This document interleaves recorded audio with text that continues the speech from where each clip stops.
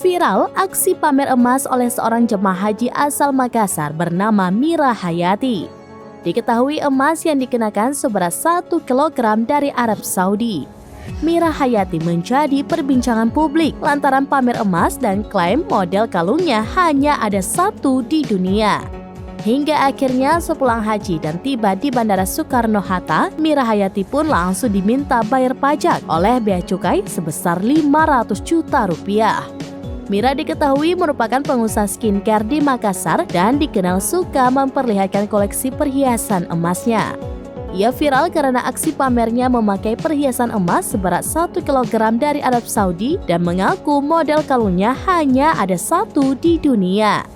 Saat ditemui di rumahnya yang berada di belakang komplek Ruko Pasar Daya, Kecamatan Biringkanaya, Kota Makassar, Mira Hayati yang menggunakan kalung emasnya memperlihatkan secara detail bentuk dan keunikannya.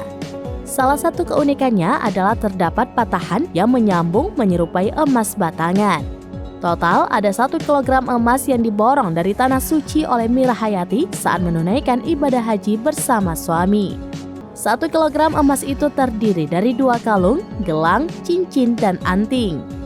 Mira menjelaskan saat di Bandara Soekarno-Hatta dirinya diminta bayar pajak oleh petugas bea cukai setengah miliar rupiah.